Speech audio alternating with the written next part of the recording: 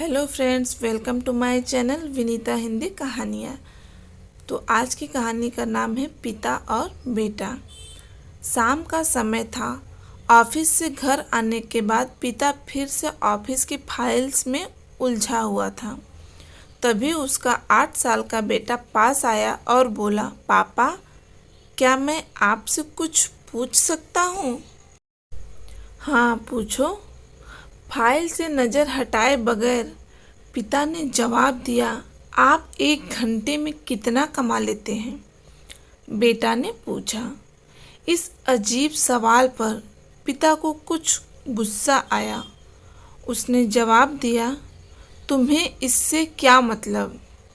क्यों बेकार के सवाल पूछकर मेरा समय खराब कर रहे हो? देखते नहीं मैं काम में बिजी हूँ। पापा, मैं बस जानना चाहता हूँ, प्लीज़ बताइए ना, आप 1 घंटे में कितना कमा लेते हैं? बेटा जिद करने लगा। 500 रुपये, पिता ने जवाब दिया और काम में लग गया। ओह, बेटा सिर झुकाकर कुछ सोचने लगा। फिर सिर उठाकर बोला, पापा, आप मुझे 300 रुपये उधार दे सकते हैं? यह सुनना था कि पिता का गुस्सा बढ़ गया। वह बेटे को झिड़कते हुए बोला, अच्छा, तो तुम इसलिए मुझसे मेरी सैलरी पूछ रहे थे? तुम्हें खिलौना या कोई फालतू सी चीज़ खरीदनी है? अब एक शब्द कहे बगैर सीधे अपने कमरे में जाओ और सो जाओ। मैं इतनी मेहनत से पैसे इसलिए नहीं कमाता कि तुम्हारी हर फालतू मांग पूरी कर सकूं। बेटे का चेहरा उतर गया। भारी कदमों से वह वहां से चला गया। पिता कुछ देर तक तो बेटे की बात पर नाराज रहा, फिर काम में लग गया। काम खत्म होने तक उसकी नाराजगी भी खत्म हो चुकी थी। अब उसे बेटे के प्रति अपने खुद के व्यवहार पर दुख होने लगा।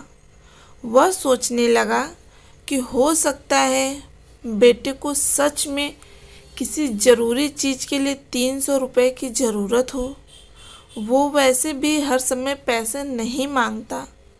वह बेटे के कमरे में गया। देखा बेटा बिस्तर पर लेटा हुआ था। उसने पूछा, सो गए क्या? बेटा तुरंत उठकर बैठ गया और बोला, नहीं पापा, मैं जगा हुआ हूँ। बेटा, मैं काम की वजह से परेशान था और मेरा काम का गुस्सा तुम पर निकल गया। मुझे तुम पर गुस्सा नहीं करना चाहिए था। ये लो 300 रुपये, जो उस समय तुम मुझसे मांग रहे थे। पिता बेटे के पास बैठते हुए बोला, थैंक यू पापा। बेटा चहक उठा।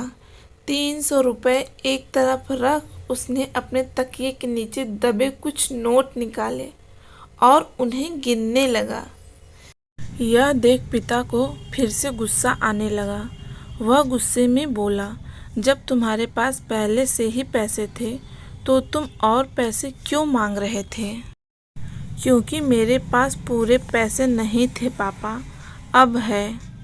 बेटे ने मासूमियत से जवाब दिया।